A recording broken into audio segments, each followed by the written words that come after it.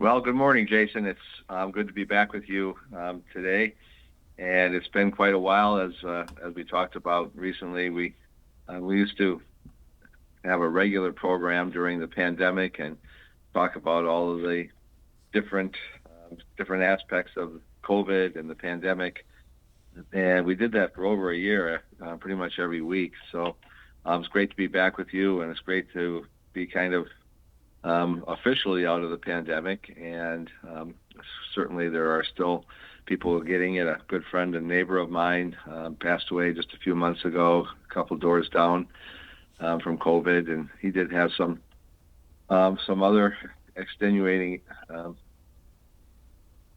medical conditions. But the fact of the matter is, if it hadn't been for his case of COVID, he would be with us today. So I still encourage people to make sure to get the vaccines that are available and still free. And I just think personally, I think that makes a lot of sense. But let's switch gears a little bit. Let's talk about legislatively, and you and I can talk after the show in terms of how regular you'd like this to be. And I'm certainly open to doing this more regularly on kind of a regular basis. But this is budget season in Madison, and the Joint Finance Committee is meeting regularly every week to get to the point where they have a budget that they can present to the governor and also first to the legislature. But unfortunately, very much of what the governor's budget that he presented, much of that has been stripped away now by the Joint Finance Committee. So essentially, they are starting from where we were and going through after cutting over 500 different items that the governor had presented. So we'll see what the end result is. But I'm really proud of the fact that my colleague Tim McGuire, my neighboring colleague, is one of two different Democrats that sits on that committee right now, the Joint Finance Committee. So he certainly got his work cut out for him, and we fully expect to see the budget sometime. We kind of always shoot for the end of June to have it done, and a lot of work to go in between now and then. But certainly it has gone past that sometimes in the past, and may go past that end of June deadline. But it's a moving target, so maybe we can, when we talk next, we can talk more specifically about the budget. But one of the other main economic issues that we have right now is shared revenue. Shared revenue is essentially the money that cities like Kenosha get from the state, and that number has been really not increased at all over the last decade, a little bit more than a decade actually.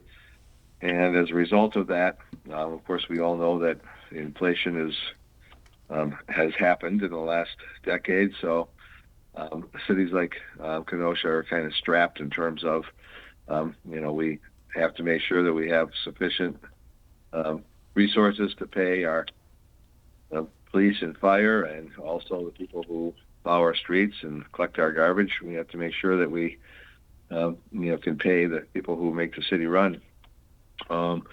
And that has become increasingly hard to do as shared revenue shrinks with inflation. So we were hoping that the shared revenue system that the majority party would offer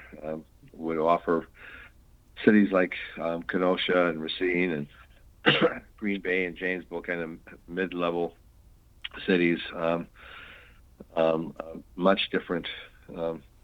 much different number than what came out in the recent discussions. And also we were hoping that there would be the possibility to for cities to have a referendum on whether or not they wanted, for example, a 0.5% sales tax, which would could be used to make sure that we can pay police and fire well. And we've had an increasingly hard time in getting people to apply for some of these jobs as the Private sector has increased wages significantly since COVID. The public sector has not, and it's getting harder and harder to find some of the great candidates that we need to run our police department and fire department and also public works. So the main sticking point on the shared revenue seems to be in the Milwaukee part of that bill.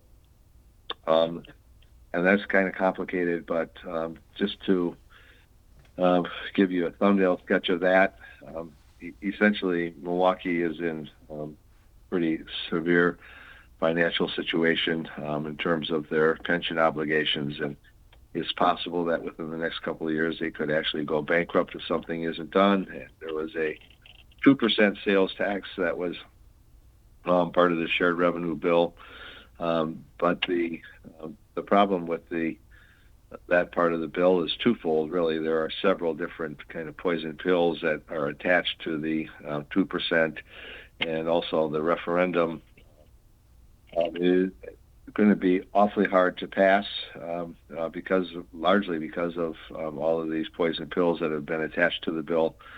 So it has been suggested that the City Council and County Board actually vote on whether or not to enact this sales tax in order to stave off a bankruptcy.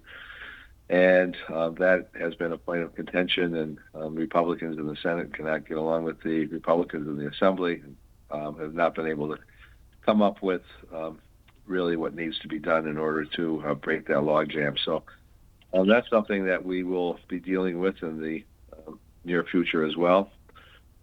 Let me just talk for a minute about a couple of different bills that I am co-authoring, that I co-authored in this last month. There was a young woman who came to Representative McGuire and I several months ago with a story about how a teacher had what we all consider to be involved in sexual misconduct with her, asking her questions about her dating habits, about her sex life, talking about his genitalia. And when she went to the police said that they were really sorry, but there was nothing on the books that this inappropriate conversation would really be against the law. So Representative McGuire and I started, we were really incredulous. We just thought that there must be a mistake somewhere. But unfortunately, as we got further into this with the Department of Justice and also Department of Public Instruction, it was correct that there was no statute that prohibited this. So we have been working on a bill for several months, which we introduced last week. It's on the process now, where other legislators can take a look at it and see whether or not they're co-authoring it. And we're really pleased that we were able to make this a bipartisan bill. We have both a representative in the Assembly and a state senator who are co-authors of this bill. Senator Jesse James has agreed to be the lead co-author, and Representative John Spiros has agreed to be the co-author in the Assembly. So this is a bill that we hope to be able to get passed and have this loophole plugged up. And in this process, we also realize that other charges of misconduct, sexual misconduct, for example, watching pornography, child pornography in schools, that that this is something that current statute, if you were